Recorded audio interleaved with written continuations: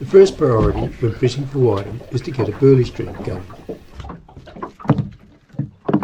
Squashed pilchards in a pouch made from gutter guard is perfect for the job,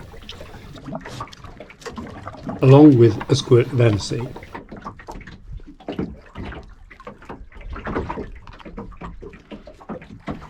I'll weigh the pouch down with an 8-ounce sinker and drop it to the bottom on my 100-pound break and strain fishing line. I use fishing line because I want the pouch to sit directly below the transom, and a line any thicker would catch the tide and the pouch would finish up somewhere out behind the boat.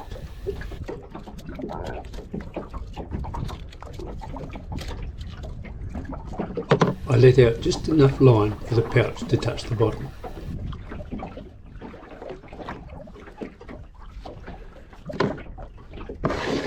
This way, if the boat swings, the pouch comes with it.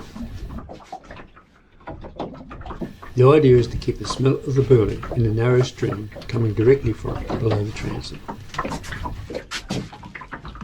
I also have a tip when using cockle shells for burley. Never throw them all over at once. Instead, let them flutter down one at a time.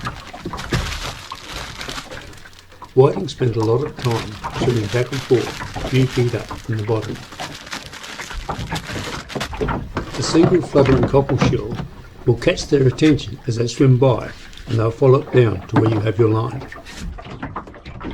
However, I have not used a cockle in years because I reckon that squid is a better bait than cockles, but it has to be presented the right way. Firstly, you have to pound it to make it slightly gooey.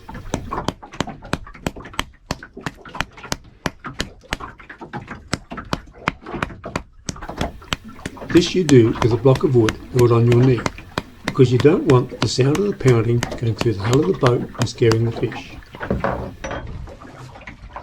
This is particularly important in shallow water.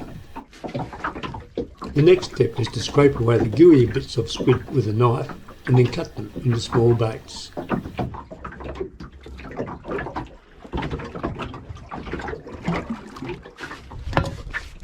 My trace is a simple pattern Oscar with number 8 hooks and a 1/2-ounce sinker. Most people use a larger hook, but it isn't necessary. Whiting have a firm mouth, and I seldom lose a fish when using number 8 hooks. What is important to me is the size of the bait, and it is the size of the bait that governs the size of the hook.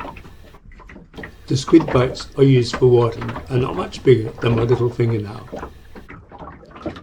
Whiting seem attracted to these small white morsels, particularly when they are jigged close to the bottom. I now have Plan A and Plan B. Plan A is to drop the line in the burley stream close to the boat. If that doesn't work, I will go to Plan B.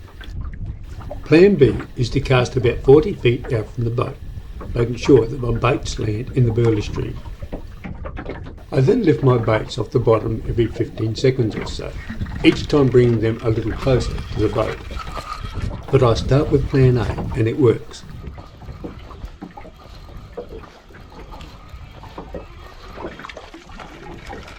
It looks like I can save Plan B for another day.